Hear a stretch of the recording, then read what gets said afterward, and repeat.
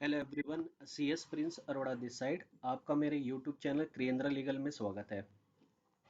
इस वीडियो में मैं आपको बताऊंगा कि आप कैसे डायरेक्टर का कोई डायरेक्टर है तो अपना स्टेटस कैसे चेक कर सकते हैं, या किसी भी डायरेक्टर का डिस्क्वालिफिकेशन स्टेटस कैसे चेक किया जा सकता है। बेसिकली जब आप डायरेक्टर डिस्क्वालिफिकेशन या डायरेक्टर स्टेटस चेक करते हैं, डिन का स्टेटस चेक करते हैं, तो आपको तीन तरह के स्टेटस दिखाई देंगे। एक आपको स्टेटस दिखाई देगा अप्रूव्ड, एक आपको दिखाई देगा deactivated due to non filing of DIR3 KYC, and एक आपको दिखाई देगा disqualification by ROC under section 162। One by one हम इनको कवर करेंगे कि अगर क्या स्टेटस अगर दिखता है तो उसका क्या मतलब है। तो स्टार्ट करते हैं हमारा वीडियो।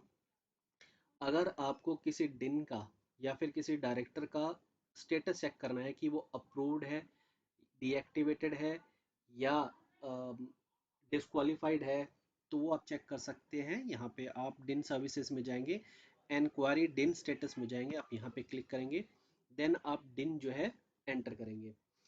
सबसे पहले मैं डिन एंटर करता हूँ। एक सैंपल डिन मैंने एंटर किया। आप देखिए डिन जो है, डायरेक्टर का नेम भी आपको दिखाई देगा। यहाँ पे जितेंद्र कुमार जी का डिन है, ये अप्रूव्ड है। और ये डिन डेट ऑफ अप्रूवल 16/12/2017 है, यानी कि ये अप्रूव्ड डिन है। इस दिन के साथ जो बेनिफिट्स एसोसिएटेड है वो सब बेनिफिट ये डायरेक्टर ले सकते हैं, यानी कि किसी भी कंपनी में एज ए डायरेक्टर ये अपॉइंट हो सकते हैं। जिन भी कंपनियों में एज ए डायरेक्टर इनको जाना है या रेजिग्नेशन लेना है, यानी कि जो भी बेनिफिट एज ए डिन के साथ एज ए डायरेक्टर को डिन के साथ मिलते हैं वो सारे बेनिफिट वो ले सकते हैं। सेकंड स्टेटस हम चेक करते हैं, सेकंड दिन हम चेक करते हैं। दोबारा वापस जाएंगे।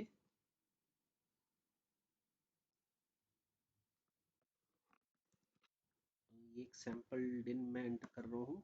ये राहुल पांडे जी का है। देखिए इस केस में आपको दिखाई दे रहा है कि deactivated due to non filing of DIR3 KYC।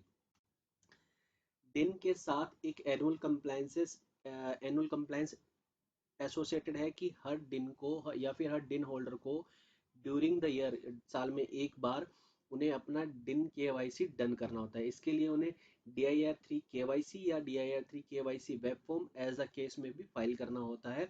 अगर वो उसको फाइल नहीं करते हैं तो उन्हें उनका यहाँ स्टेटस दिखाई देगा deactivated due to non filing of DIR3 KYC।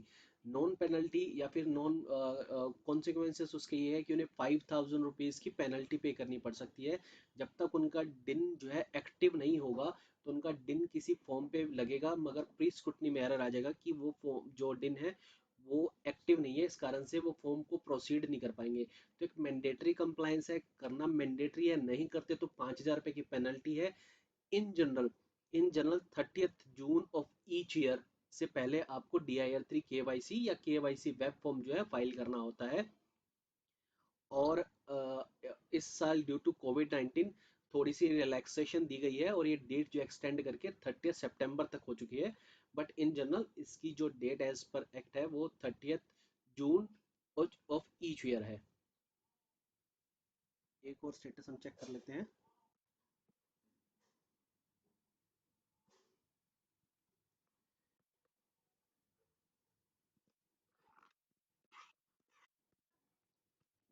ये थर्ड सिनारियो, यानी कि तीन ही सिनारियो आपको देखने मिलेंगे। यहाँ पे दिखाई दे रहा है disqualification by ROC under section 164 और डिस्क्वालिफिकेशन पीरियड भी यहाँ मेंशन है कि स्टार्ट हुआ तो 1 नवंबर 2016 से, और डिस्क्वालिफिकेशन पीरियड जो खत्म होगा या एंड होगा वो 31 अक्टूबर 2021।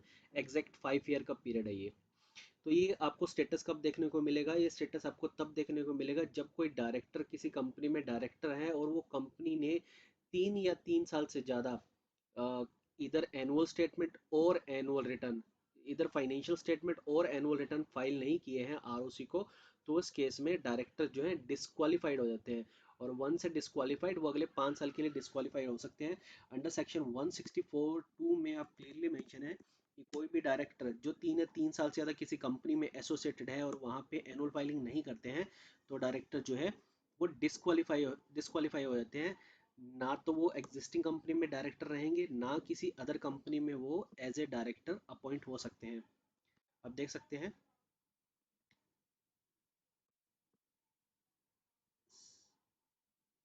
सॉरी, सेक्शन 163 है।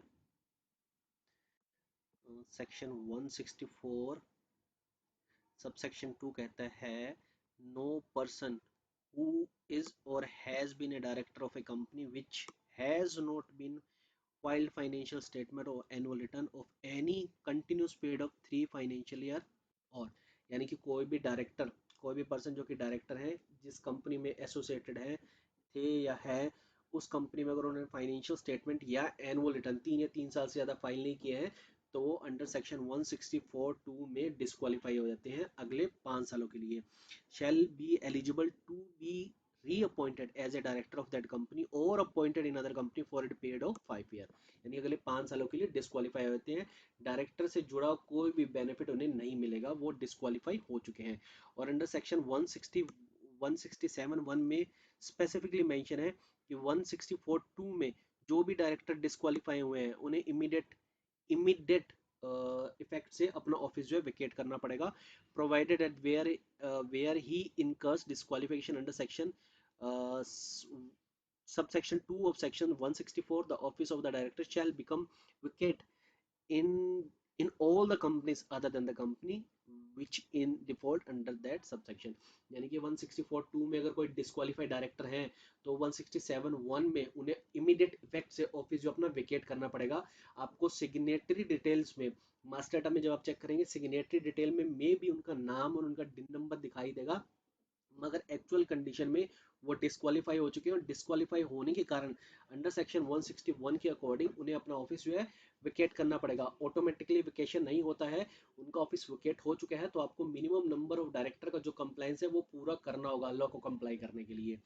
तो 164(2) में जो डायरेक्टर डिस्क्वालीफाई हो जाता है, वो अगले 5 सालों के लिए डिस्क्वालीफाई हो जाते हैं, और डायरेक्टर या डिन से जुड़ा जो भी बेनिफिट एसोसिएटेड है वो उनसे छीन लिया जाता है, कि वो किसी कंपनी में डायरेक्टर बन भी नहीं सकते हैं, या फिर जिस कंपनी में डायरेक्टर है उस कंपनी में रीअपॉइंट भी नहीं हो सकते हैं, और उन्हें इमीडिएट इफेक्ट से अपना ऑफिस भी जो है वैकेट करना पड़ेगा। और एक बार डिस्क्वालीफाई होने के बाद वो अगले 5 सालों के लिए डिस्क्वालीफाइड है। 5 सालों के बाद क्या प्रोविजन होगा उसके लिए, अभी सिंस ये फर्स्ट टाइम हुआ है तो अभी उसके लिए प्रोविजन आया नहीं है, बट सो फार वो 5 सालों के लिए डिस्क्वालीफाई हो चुके हैं। इंडिया में अभी तक कोई भी लॉ नहीं बना है, कंपनीज एक्ट में से कोई भी प्रोविजन नहीं है, कोई भी रेमेडी अवेलेबल नहीं है जिससे कि डिस्क्वालिफिकेशन डायरेक्टर का रिमूवल हटाया जा सके। हाँ, एक इंटरिम बेनिफिट्स है, या फिर for the as of now एक आपके पास सॉल्यूशन है कि आप हाई कोर्ट में रिट पिटीशन फाइल कर सकते हैं, कंसर्न हाई कोर्ट में रिट पिटीशन फाइल कर सकते हैं। फाइल करने के बाद अगर कोर्ट का ऑर्डर आपके फेवर में आता है, तो आपको इंटरिम स्टे मिल जाता है, यानी कि फॉर द टाइम बिंग आपके दिन को जो एक्टिवेट कर दिया जाता है, और आपके जो भी आपके जो भी कंप्लायंसेस है, दिन डायरेक्टर या कंपनी से जुड़े हुए जो भी कंप्लायंसेस है जिसकी वजह से दूसरी कंपनियां हैम्पर्ड हो रही हैं, उन कंपनियों में वो कंप्लायंसेस आप पूरा कर सकते हैं। तो इस कारण से वो जो स्टे दिया जा रहा है वो इंटरिम स्टे दिया जा रहा है, वो फाइनल स्टे नहीं है, फाइनल ऑर्डर नहीं है, वो kind of as of now temporary आपको स्टे दिया जा रहा है। तो अभी तक ऐसा कोई भी प्रोविजन नहीं है जिसकी वजह से डिस्क्वालिफिकेशन को हटाया जाए या रिमूव किया जाए। तो इस तरह से आप 3 तरह के स्टेटस देखेंगे। एक अप्रूव्ड स्टेटस देखेंगे जिसमें कि दिन से जुड़ा हर बेनिफिट डायरेक्टर जो है एक्वायर कर सकते हैं। दूसरा स्टेटस आपको दिखेगा deactivated due to non filing of DIR3 KYC।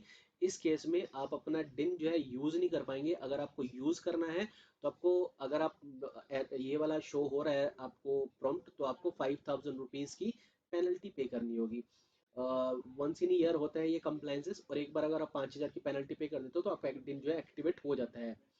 Disqualification by ROC under section 164(2), इस केस में आपका जो दिन है वो डिस्क्वालीफाई हो जाता है नेक्स्ट 5 ईयर में। तो अभी तक इसका कोई प्रोविजन आया नहीं है, ना तो NCLT के थ्रू, ना ही आप जो हाई कोर्ट के थ्रू टेम्परेरी अपना डिस्क्वालिफिकेशन हटा नहीं सकते हैं, सिर्फ इंटरिम स्टे आपको मिलता है। आई बिलीव आपके सारे डाउट्स डिस्क्वालिफिकेशन को लेकर कवर हो चुके होंगे। इसके अलावा भी अगर आपको कोई डाउट है तो आप मुझसे पूछ सकते हैं। Thank you very much, that's all for today.